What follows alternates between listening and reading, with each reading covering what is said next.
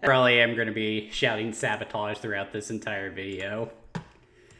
Anyway, good evening, folks. Hope you all had a good work week. Welcome to the Game Reserve. My name is Jagger Newman, and I'm the warden in these parts. And tonight, we are headed back to the era of World War II with Medal of Honor Underground. This game was released in the year 2000 and is a sequel to 1999's Medal of Honor. So, the original Medal of Honor, despite the fact that there was a lot of pushback leading up to its release, when the game came out, it received universal praise for its depiction of World War II, as well as just being innovative for the first-person shooter in general. And it sold gangbusters, too. It was essentially the PlayStation's answer to GoldenEye on the Nintendo 64. With that kind of success, the team was put straight to work on a sequel. And not too long after they started production, DreamWorks Interactive would be bought up by Electronic Arts. So this would be the first game that they would release under their banner. Upon its release, Medal of Honor Underground would be an enormous critical and financial success. And I actually think this one sold better than the original Medal of Honor. With all the video game stores I frequented throughout the years, you're harder pressed to find a original copy of the first Medal of Honor, but they usually have one or two copies of Medal of Honor Underground, so I don't know if it's just a matter of the first game being in higher demand, or if there are just more copies of Medal of Honor Underground floating around. Regardless of the reason, Medal of Honor Underground is still a very beloved game in the series, and a lot of people will even say that it's superior to the original game. Not much else to say on that front, so why don't we just go ahead and get started. There was a time when that didn't represent the evils of the gaming community.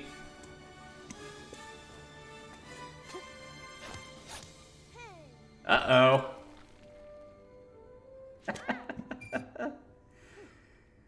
That was cute. The First World War. Victory had been ours, but we would soon fail at the peace that followed.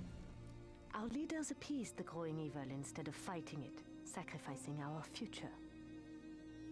We vainly reinforced our borders with concrete while we evacuated our children from the cities. There was something terrible brewing with our old enemy, and no one seemed able to stop it.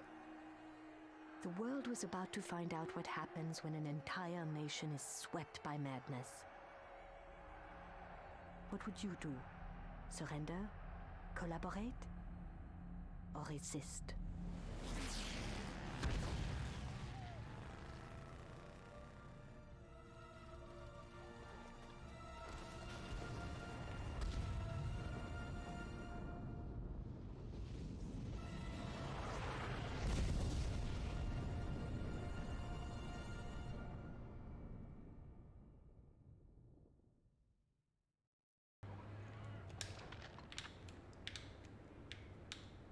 Alright, dude, finish your business. I know it's war, but I'm not gonna shoot a man while he has his junk out. Even if he is a goddamn Nazi. Ah, crap, there's a tank!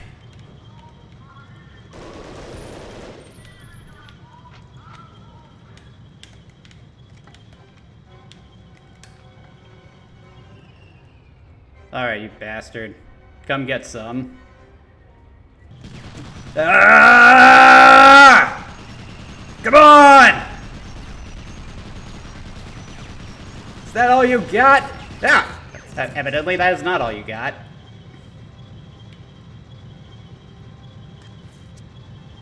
Eat Panzerfaust!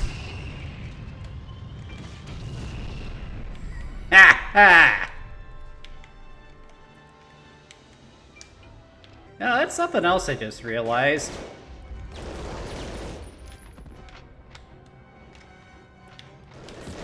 Remember a couple years back, people talking about how female protagonists in video games, they tend to either be sexualized or damsels in distress. Manon doesn't fall into those categories, does she? That's really cool, actually. She's kicking ass with the best of them.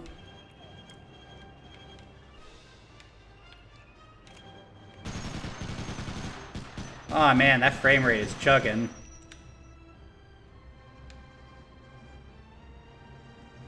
Okay, looks like it's all of them. I think there's another tank up. Oh, nope.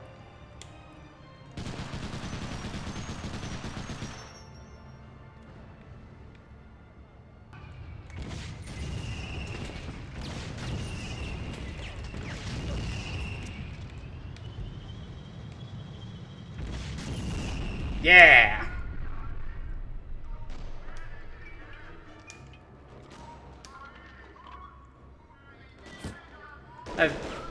I feel like I need to leave the guns at home. This is getting too easy.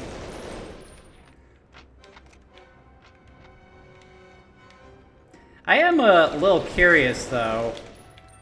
Like, whenever I watch World War II material with my brother or dad, they always talk about how well built the German tanks were. And like, we were watching the movie Fury, where you see the tank shells from American tanks just bouncing off the armor on a Tiger. Would a Panzerfaust even do anything to a German tank? To an American tank, I can see that happening because ours were just so far inferior to what the Nazis had.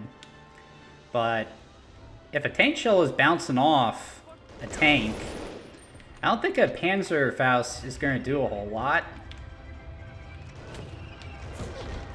Oh crap, another tank.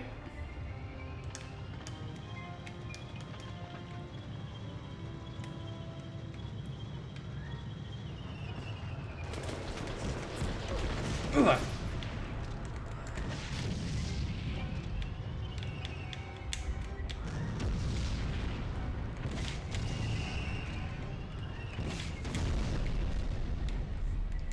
All right, 3 down, 1 to go. Now the other one is right there. Oh, I probably shouldn't have done that.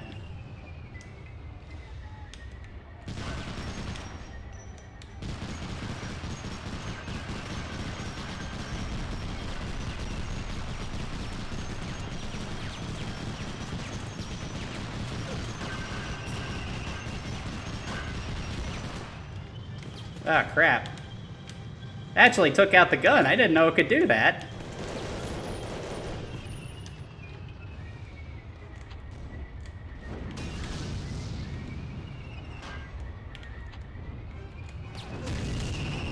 Yeah! Haha! Now that's guerrilla warfare.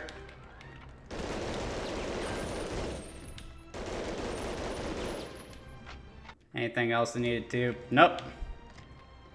Alright, time to get the F out dodge.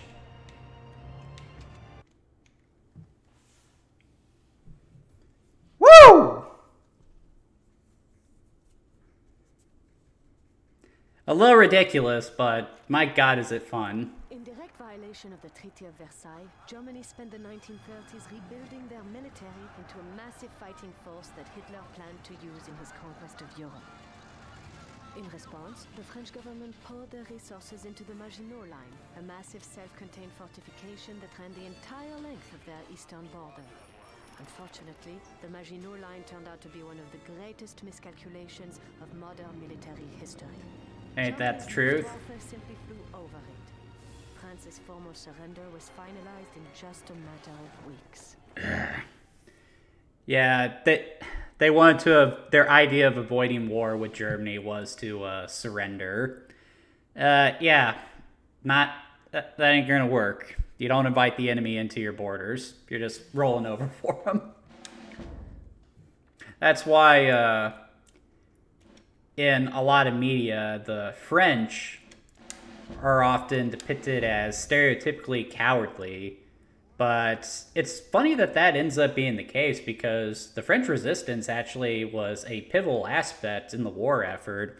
I believe it was them who attained a lot of the information that they then shared with armies like the United States, which proved instrumental in pushing back the Nazis and eventually win the war in Europe. So, yeah, not a very good stereotype, I would say. The government does not represent its people. Good morning, Mademoiselle Baptiste. My name is Colonel Hargrove. I'm from the Office of Strategic Services. I heard you've been looking for... Neat. That's some decent voice acting for the time, too.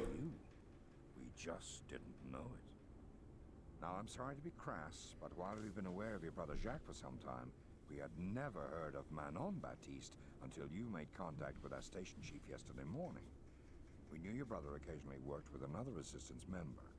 I'm just sorry to say that I assumed it was another man. It's wise to keep your identity a secret. I've seen several good operatives denounced by people they thought they could trust. With both if you're in any kind of resistance fight, anonymity is the key. Civilian life. You could have even collaborated. Turning over those papers you collected to the Gestapo would have earned you a lot of special privileges. And collaboration, that is essentially a nice word for traitor. Away from everyone and everything you've ever known. From the looks of your G2 debriefing, you and your brother found yourselves in some pretty hairy situations during the early days of the occupation. And it's exactly that kind of experience we need to employ if our intelligence operations are to stand a chance. We're preparing to launch a major assault in North Africa very soon. Unfortunately, all the men we've sent down to do reconnaissance have had their covers blown. Now, yeah, a lot of people didn't realize that there was fighting in Africa as well. There was fighting all over the world at the time. Even in America, while I doubt there was any military combat going on, there was definitely some espionage taking place. And seeing what Rommel is up to. And if the opportunity presents itself, we want you to take action to disrupt his operations. If successful, your exfiltration will be by airplane, specifically in an old Northrop Alpha that's perfectly suited for this kind of special operation. The pilot is a lieutenant in the Air Transport Command who's been given strict orders not to even look at you, as we don't want to compromise your identity in any way. I think that was supposed to be Jimmy Patterson. During your transit to the African continent. It's a privilege for the OSS that you want to join our ranks. Be careful and good luck. I'll see you when you get back. Yeah, so once again, working with the Office of Strategic Services, just like good old Jimmy Patterson back in the day. And this is cool. We're actually taking part in a mission in Casablanca. That's neat. Great movie, by the way, if you haven't seen it.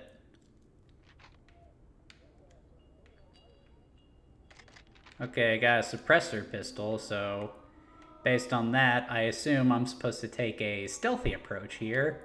So let's see if I have any luck with that. And right away, the answer is no.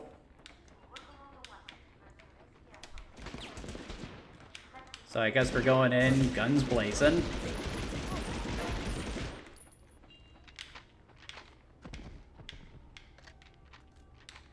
This system really was designed for combat anyway, so I really like that you don't get a mission fail if you're detected in any way.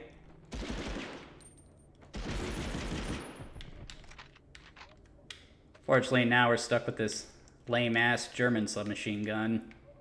MP5, I think it is.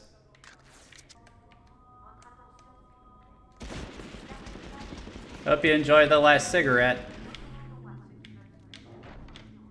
Not gonna find any of those in hell.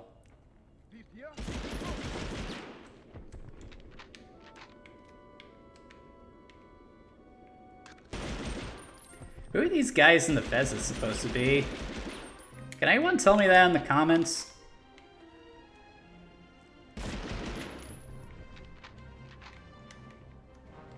Well, if they're working with their Nazis, they're enemies. Oh, look at that. Ain't that something?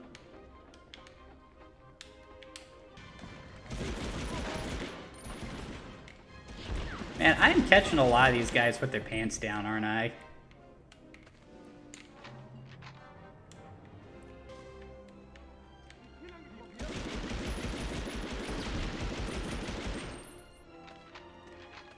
Sometimes the weapons can be a little inaccurate. Sometimes they'll aim to the side or above where you're putting your crosshair, which can be a little frustrating, but what are you gonna do? Still a really good level of accuracy in this game. I think that guy just tried to do a superhero landing.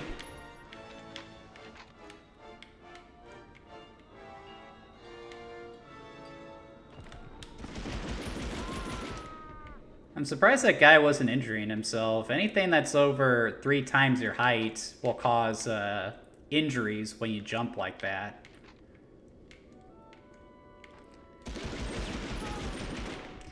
Then again, he was gonna die anyway.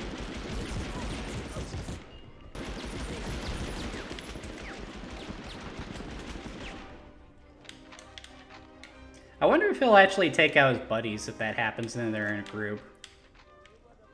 I never saw it happen as I was playing this game, but wouldn't that be something? Another reason it kind of feels like this game was designed for combat as opposed to stealth is because there are so many health packs lying around. You do still use a fixed health bar. It's not like with Call of Duty where you have regenerating health.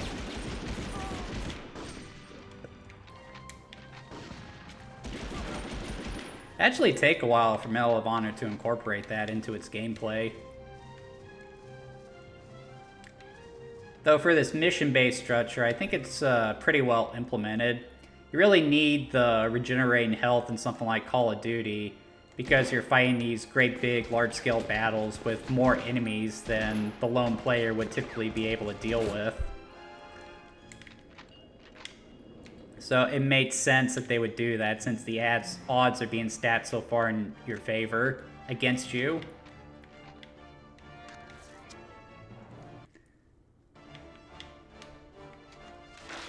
That's where I need to go. I just need to find the truck. Hey, I got him. Cool.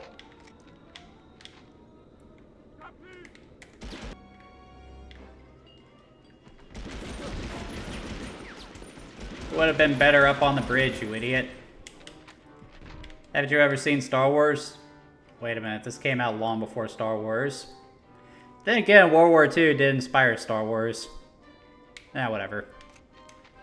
And this is made by... No, it's not Spielberg who made Star Wars. I'm thinking of George Lucas. My mind is starting to wander.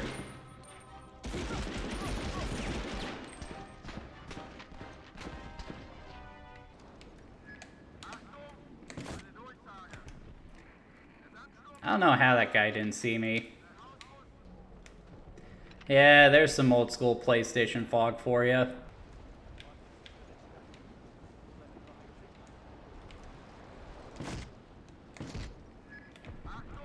What's on his face? I guess it's like a dust mask or something?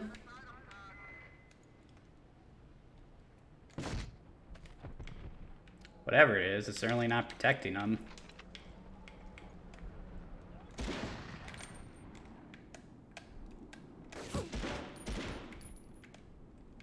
Really do have a lot of time to line up shots. I wonder if that's that window is smaller.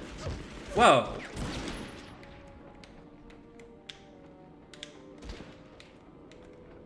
Where the hell did you come from, buddy? Yeah, so my mission was to take the place of a photographer. And I don't know if you guys can hear it, but I can hear her singing in the shower right now. So, I'm gonna lock her in. And now, it's time to make these Nazis look like fools. Not that they need anyone's help with that.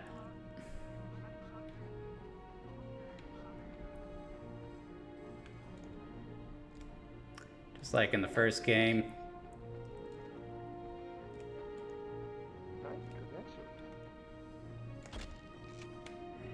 Yeah, it is funny. You take the pictures of them and they actually pose for you, which is funny.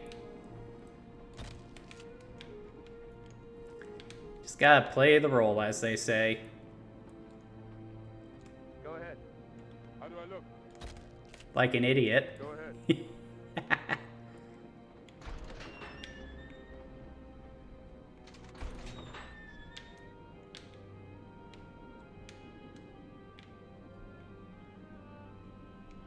You have identification? You're definitely in order. Thank you. Now go jump off a bridge.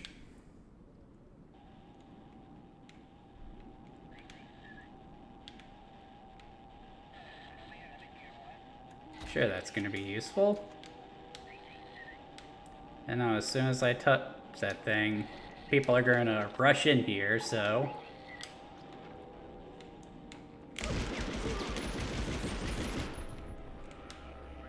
Time to bail.